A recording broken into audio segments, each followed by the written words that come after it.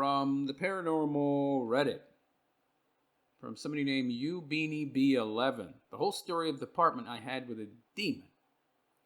So I've told a lot of people in my life about this, usually only people close to me, because it makes me seem foolish with how cliche it sounds, but I've never properly written down the whole story. Cliche. I don't know. I haven't talked to a lot of people that said that they were living with a demon or had a demon living in their house. I guess what he means by cliche is it's kind of what you see in the movies and on TV and such. There is a lot of truth to that, though, that these kinds of stories, these kinds of incidences share a heck of a lot in common. So I guess in that sense, it's cliche. Anyhow, about 9 years ago, he says, I lived in an apartment in a tourist town in Colorado. Tourist town in Colorado? What the hell is there to see in Colorado? Prairie? Prairie dust? Long hill, long, flat, grassland as far as the eye can see, grazing cattle. I don't know. I don't know what fucking tourist town there is out there. Anyway, kind of an old miners' town that is popular both with the locals of the nearby city and tourists. You lived in the tourist town itself. What the fuck? Well, if it's a tourist town, wouldn't it be all ramshackle buildings that are falling the fuck apart? Strange. Okay. I guess the rent would be cheap then, wouldn't it? You wouldn't have any AC or heat. Oy vey. It sits in a nice valley at the base of a popular mountain. Okay. With a lovely little downtown. Okay, so it's not like a tourist town. It's like not like one of those ghost towns where they do like those Old West shows. All right, yeah.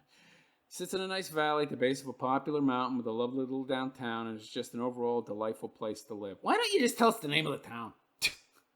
I mean, the kind of description you've given us, I could pretty easily look this place up online, okay? There can't be all that many popular tourist destinations with beautiful mountains and, that sit at the base of a beautiful mountain with a lovely downtown. I mean, I could probably find this place online.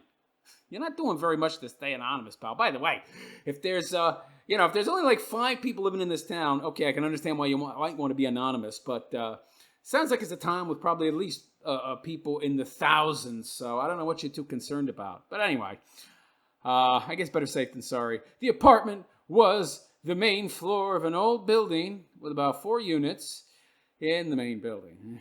Okay, that's redundant there. You've said main twice now. That's a bit too nitpicky. According to Google, it was built in 1909. Oh, jeez. Sounds like a real shithole. I'd be surprised if you have AC. But you would need AC in Colorado, wouldn't you? And heat, too, in the winter. Wasn't in the best shape, and it wasn't one of the pretty Victorian buildings also around, but it was an affordable way to live in a lovely town. Yeah, I bet it was affordable. Oh, boy. The unit itself was pretty odd. How so? I think more so than the other ones in the building. Okay, hopefully you'll tell us how it was odd. It had an ancient brick fireplace that didn't work because the chimney was removed. Ah? You had a fireplace but no chimney. What the fuck? It's bricked up. So what was the fireplace for? I don't get it. I'm confused. Okay. So the chimney was removed to build above it and had wood paneling on the walls. I see. Okay. Continue. The weirdest part for sure was in the kitchen in between the fridge and the shelving, as there was a door in the wood paneling. Well, that's how doors work, right? They're in the wall. Or is this a door that didn't actually open or close? I don't know. It was just a cutout in the paneling. You mean that it was just a frame? But there was no doorway? What? Just a cutout in the paneling itself, so it wasn't apparent unless you were looking for it, because it had no knob and instead had only a latch for a padlock. So there's a door there with no knob, just a padlock. Huh. But was there a lock? It's weird. Very weird. I would leave well enough alone, but I guess, intellectual curiosity might have got the better of him. He had to step up to go inside, and then inside was a dirt floor. Oh, so it wasn't locked. And unfinished brick walls. The way the guy talks, he made it sound like there was no door, but there's a door, and the door opens. The only thing different about this door is it has no door knob, but otherwise, it's a regular door. You had to step up, there was a dirt floor and unfinished brick walls, okay, and just wood beams on the ceiling. So the landlord was lazy or cheap and didn't want to renovate it. Okay, so Sloped gradually upwards towards the back. Dirt floor. Jesus Christ. So if you wanted to get to the very back, you'd have to crawl on your stomach in the dirt. What the fuck? Why would you have to crawl on your stomach in the dirt? What is this room? Have a ceiling that's a foot high? It's weird. There was a bare light bulb on the ceiling, okay, with a switch, but the back stayed dark. How did the back stay dark? What? How big is this room? It's got a fucking light bulb in it. It doesn't light the whole room? What the fuck? This is a weird story already. A lot of details I left out. Anyway, by the way, this room was in the middle of the whole basement.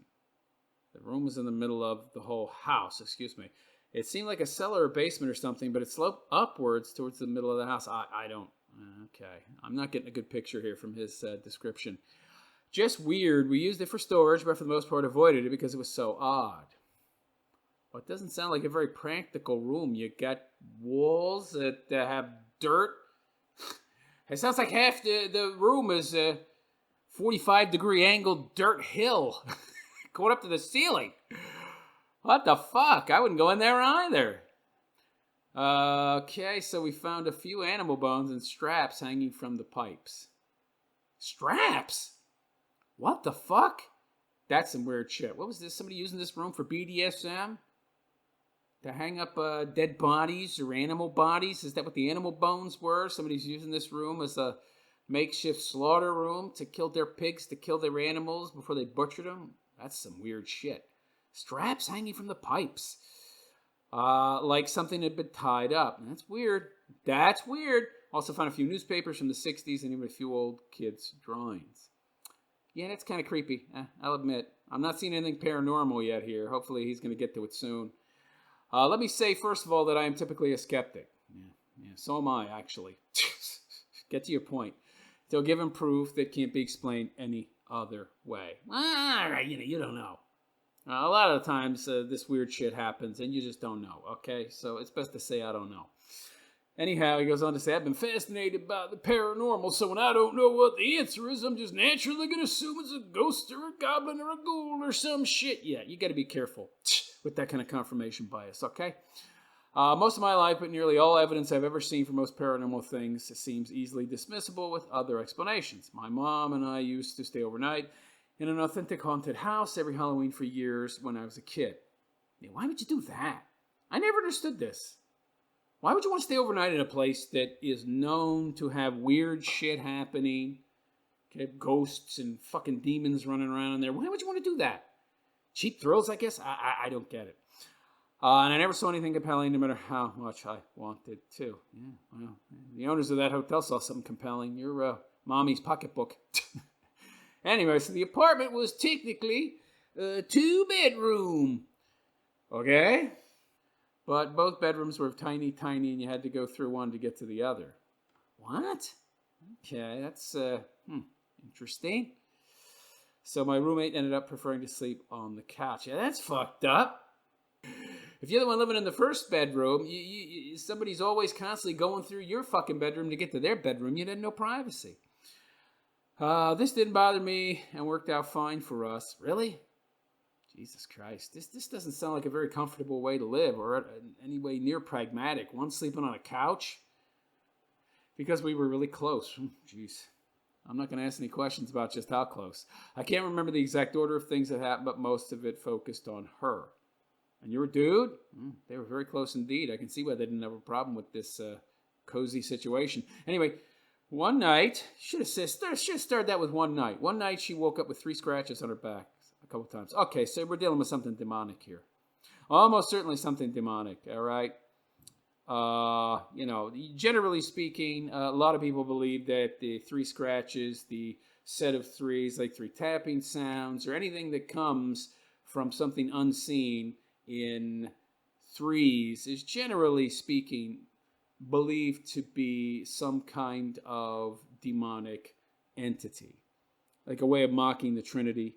Okay, so that right there is bad. Not to mention something that is powerful enough to physically injure someone. People generally have natural protections, barriers between them and unseen occult forces. So something is powerful enough to penetrate those, well, you're usually dealing with something demonic, unless the person in question is some kind of drug addict and very poor health, and then their natural defenses might be compromised, and then something of a less potent nature could be responsible. But sounds like you're both very young and probably in decent health. So that and the fact that we're dealing with actual physical attack and the number is 3, probably something demonic. Anyway, let's continue.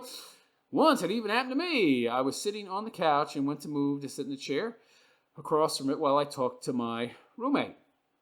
Okay, it was summer, so I was in shorts. Oh boy.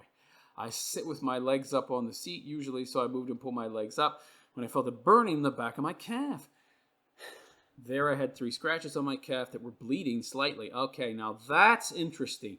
Generally speaking, when you have these kind of attacks, they're not potent enough to break the skin. So you'll have like a scratch that looks similar to a welt, red lines, sometimes deep enough, sometimes well defined enough that you could imagine that something very pointed scraped, but with not enough force to break the skin. But if you're talking about the skin actually being broken, you're almost certainly dealing with a demonic force of some kind. I had only moved a couple of feet and didn't feel anything before that. The scratches were fresh. This only ever happened near the couch. Most accounts that I hear of these kind of attacks are foreshadowed by a burning sensation, just like this fellow has described. Now, of course, he could have read one of these accounts or seen something on TV and be simply parroting back what he heard, but this is usually what you hear occurred right before such physical injury is noticed. Anyway, there was activity in the kitchen where the strange room was. I thought that, wait. There was, oh, you mean the entry to the strange room, I think is what he means. This guy's not a great writer. Anyway, my roommate would regularly hear footsteps in the kitchen when she was falling asleep. Interesting. I brushed it off as just her dreaming or hearing the neighbors of the house creaking. Yeah, you're a man, logical, reasoned. You can look for the most reasonable explanation. Makes sense. But I heard it once when we were up late talking. I asked, what the hell is that?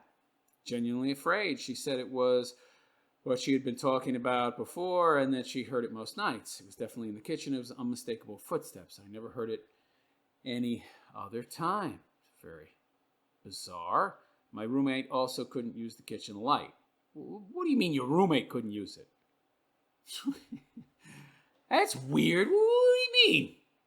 That's strange. That's strange. Wait. The light would work for you, but it wouldn't work for her? Is that what you're saying? Sounds like what he's saying. He's not going into much detail. Anyway, this is a weird one. She offhandedly mentioned that the ceiling light in the kitchen didn't work. I was confused and asked if the bulb went out. She said, no, it's never worked. Like it was obvious. That is bizarre. So I got up to show her, and it turned on. So we're talking about the light not working. Never worked for her, and then it works for you. Now, you could chalk that up to, just weird coincidence or chance, but it never works for her. I would wonder what happened if he turned it off and then she tried to turn it on. Now, it could be that whatever entity is being dealt with is trying to mess with her and make him disbelieve her, so he doesn't know something's there, and this would create friction between the two of them. These type of demonic entities like to do that, play one person off the other. One's a believer, one's not. They fuck with one and they don't fuck with the other. And in this way, essentially creates a lot of animus and friction. But if that were the case, why would it have scratched him? This is very weird. Anyway, it went on fine. A little later, we were talking about it, and she went to flip it on, and it didn't work. That's weird. I got up, and no joke, when she turned around to face me, it turned on. What? Something's fucking with him. Yeah. Something is knowingly fucking with them. I told her, and it went off again as she turned back towards it. Yeah, it's messing with you. It's playing with you. This is a demonic entity, okay? It's playing a little fucking game. It's trying to frighten you, all right? Fear is one way it can get to you, all right? Compromise your natural defenses. Problems with other electronics also happen pretty often. Interesting. Okay, now this is starting to get interesting. Poor writing aside. My roommate has been vegan pretty much her whole life because she doesn't really like meat. Yeah, no shit. Vegans don't like meat. What? You don't have to tell me that vegans don't like meat. They're vegans. That means they don't like meat. No shit, Sherlock. You tell me somebody's a pacifist, you don't have to tell me they're a pacifist because they dislike violence. That's what a pacifist means. Oh, jeez. Anyway, she would even take the hot dogs out of Pigs in a Blanket when she was a kid. What? Well, then you just get the blanket. That's not good. Anyway, one week she started craving red meat. What? That's weird. That is bizarro, yo. We were buying package after package of roast beef deli meat that she ate straight out of the bag. What the fuck?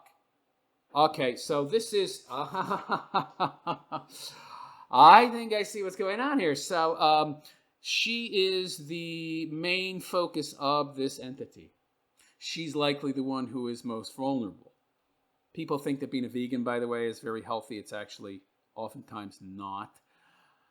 We need meat.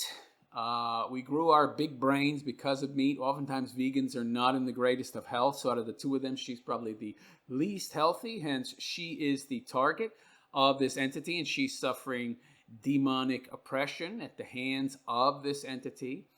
And meat is something that she dislikes, hates. She thinks it's something that probably defiles her. So this entity wants to fuck with her, wants to make her eat meat. Something that disgusts her. Interesting. Very interesting. Yeah, this could potentially have been a hormone thing or something. It was definitely weird. It'd only be a hormone thing, pal, if she was like pregnant or some shit, okay? I don't think you knocked her up. I think you'd mention that. It never happened again. This is very odd. Yes, it's fucking with her. It's influencing her. And if it can influence her, that means it has spent a significant amount of time oppressing her to the point where it can get enough access to her psyche to be able to influence her to such an extent that she could be made to crave meat. We both struggle with anxiety and depression. Oh boy, lovely pair. But hers got significantly more severe. Well, yeah, she slept a lot and had trouble working. This wasn't exactly a new problem for her, but it definitely got worse. Huh. Well, I guess that's why they need a cheap place to stay in a old half ghost town. In 100-plus-year-old building that sounds like a shithole. So I do tarot reading. This is not good. I do tarot readings for clarity. Okay. Let me explain something to you, folks. While tarot cards, tarot readings might be seen as benign, and you could say there are less benign form of divination, it's still a divination tool. Never, ever use divination tools, okay? They can and often do act as a conduit that allows an outside force to breach your natural defenses using said conduit. Very bad idea. Stay away from tarot fucking cards and other forms of divination. Yes, I'm skeptic by default, but I've been doing tarot since I was a kid. It's not wise, and it always worked for me. Might explain why you're so depressed and anxious all the time. Constantly open yourself up to outside forces that could be influencing you in a negative manner. Anyway, so I use it even if I don't know why it works. How do you know it's working? Give me a break. Anyway, one time I did a reading for another friend that was visiting. As I was laying out the cards, I suddenly got really emotional and upset. Yeah, see, you're being influenced. You're being influenced. So anyway, looking at the cards with how I was feeling, I just remember thinking, this isn't a reading for my friend anymore. Yeah, well, he's not the one handling the cards. You are. Without looking at the cards any further, I immediately stopped and put the cards away. I felt like something had invaded my body. Yeah, no shit. And tried to use my cards to communicate. See, that's the problem with divination, okay? You are automatically opening yourself up, and you're even asking for this outside force to gain access and use you for its purposes. It's not smart, yo. I was a horrible feeling that has never happened in the decades I've been doing tarot. Again, decades? How old are you? Living with a roommate? In a shitty tourist town in an ancient building with rooms that have dirt floors and walled up chimneys and shit? Jesus Christ, man. Oy vey. I think you need to stop with the tarot shit, okay? You may not have had this horrible feeling before, but I think that the tarot and whatever other divination tools you might have used in the past are having a negative effect on you. Anyway, things got worse when we were working on moving out. How long did that take? I mean, it just seemed like we kept hitting roadblocks. Yeah, whatever is there doesn't want you to leave. Your tasty snackola. We couldn't seem to get everything done in time, and we were rushing like crazy. My mom was helping us, but she's an alcoholic. Wow, get some good stock there, buddy. Are you an alcoholic? But her drinking became constant, and oh my God. So he comes from a broken home, probably raised by a single mother, who herself was an alcoholic, which probably means that he also has an addictive personality, not too healthy psychologically, it sounds like, and he's dabbling in divination as well. Oh, what could go wrong? We couldn't get a handle on anything. Yeah, big shocker. Anyway, about a week before we had to be out, my landlady called me. Oh, joy.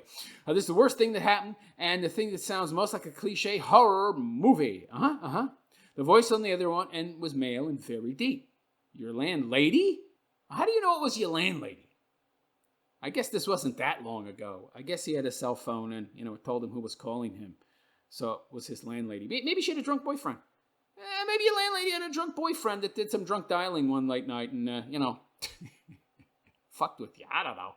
Used her phone. The voice on the other end was male and very deep. It was talking very angrily in another language, but not one I could recognize. What are we supposed to think it was Aramaic or some shit? I don't know. You probably recognize Latin. Yeah, I don't know. This is weird. Like, not even Latin or anything like in movies. That's weird. Totally bizarre sounding. Maybe some wires got crossed. I don't know. I mean, cell phone signals go through the air, from towers and shit, but wires carry the signal to those fucking towers. Maybe it's just a cross connection. I don't know.